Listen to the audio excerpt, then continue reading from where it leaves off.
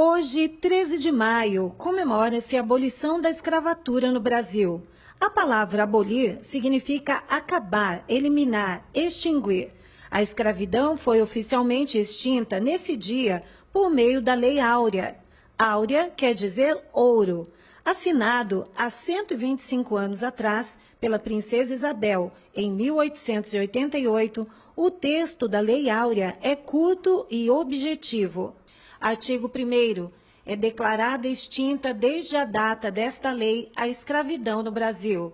Artigo 2º. Revogam-se as disposições em contrário. Na opinião do aposentado Vivaldo Teles, o preconceito existe. Minha família é pertencendo para mais preto do que branco. E o senhor acha que existe preconceito? Sim, existe. Não como era antigamente, mas ainda sempre um pouquinho existe, né? Atualmente, vários indianos e haitianos têm vindo trabalhar em Rolândia. Apesar da difícil comunicação, a imigrante Blondine Camille afirma que passa por duplo preconceito. Primeiro, por ser de outro país e segundo, por ser afrodescendente. Quanto tempo você está aqui em Rolândia? Um mês. Um mês. Está trabalhando? Sim. Por que você veio para cá? Eu vim trabalhar. Lá onde você morava, estava difícil? Não. E por que você veio aqui? Como?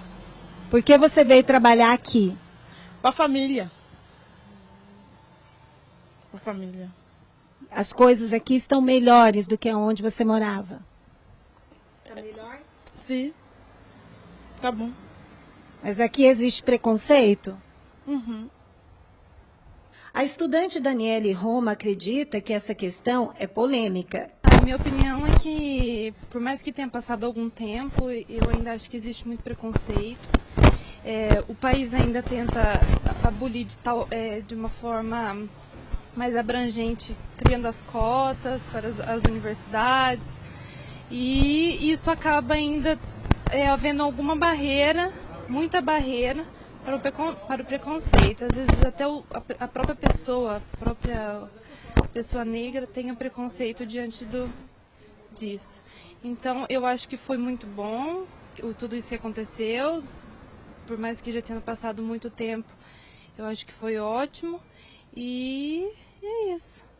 A professora de História Edna Silveira aborda o período em que a escravidão teve início no país. Nós tivemos a escravidão aqui no Brasil a partir de 1540, que começaram a trazer os primeiros escravos negros da África para trabalhar na lavoura de açúcar no Brasil, porque eles precisavam de mão de obra relativamente barato, porque você tem um investimento inicial grande, mas depois ele se paga em um ano e você tem ele trabalhando para você mais 15, 16 anos de graça, e precisavam de uma mão de obra barata, constante, e que pudesse fazer o trabalho pesado, desmatar, estocar, plantar o açúcar, depois colher esse açúcar e produzir esse açúcar para ser vendido na Europa. Então tinha que ser uma mão de obra, uma mão de obra praticamente do sistema pré-capitalista, uma mão de obra escrava, voltada para a produção de riqueza. É um período chamado período mercantilista, em que eles precisavam de produtos tropicais para vender na Europa, e Portugal precisava disso, porque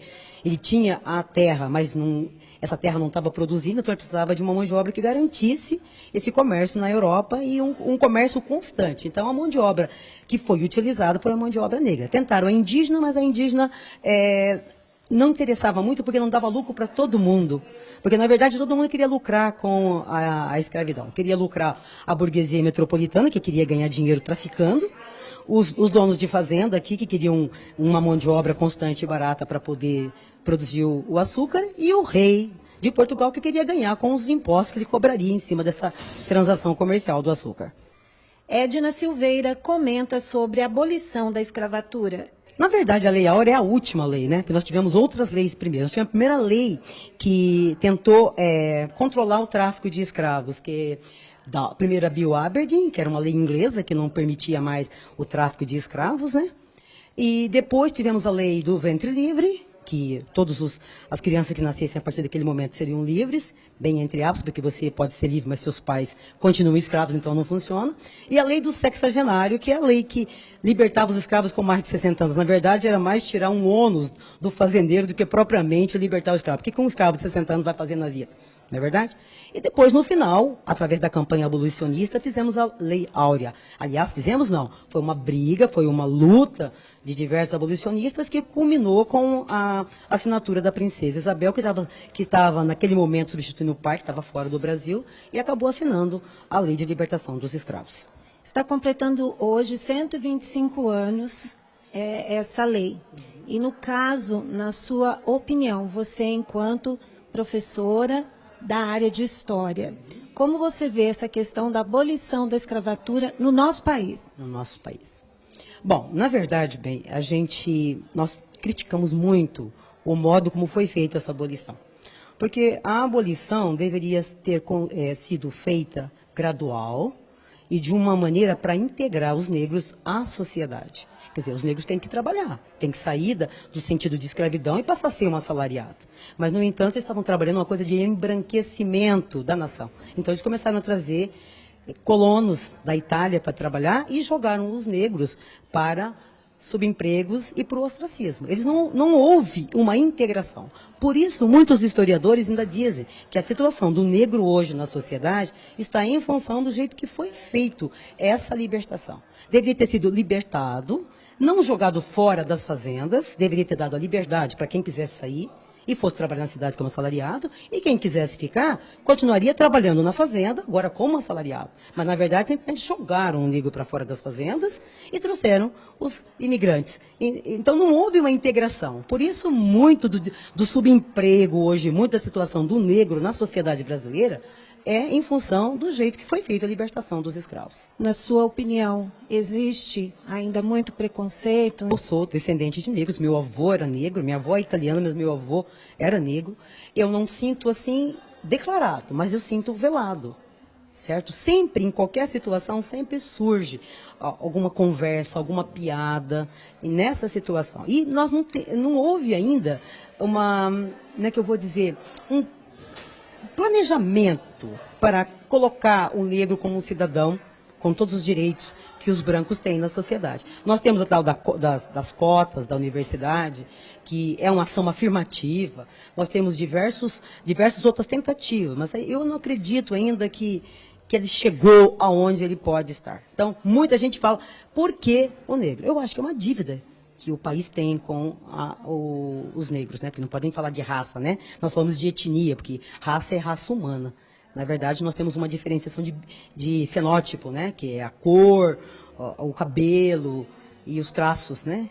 E até hoje não houve ainda, esse tipo de preconceito, um preconceito talvez mais econômico. Edna conta uma história relacionada ao preconceito. E um senhor negro aqui na cidade tinha enriquecido.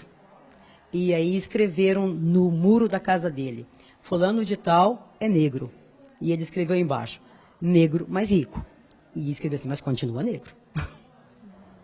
Então, na verdade, nós temos um verniz, mas qualquer situação aparece, floresce, aflora o preconceito. Ainda não foi totalmente debelado. Eu acredito que vai demorar tempo, porque a história caminha lentamente a passos de tartaruga. Vamos ver o futuro, né? Melhorou, mas ainda não estamos ainda na situação que deveríamos estar. A abolição, contudo, não representou o fim da exploração do negro no Brasil. Mesmo diante das leis e da consciência da maior parte da população mundial, ainda hoje, encontram-se pessoas em várias partes do Brasil e do mundo que trabalham sem receber pagamento, em situação semelhante à da escravidão. De qualquer forma, hoje isso é considerado um crime e quem o pratica, se for pego, recebe punição.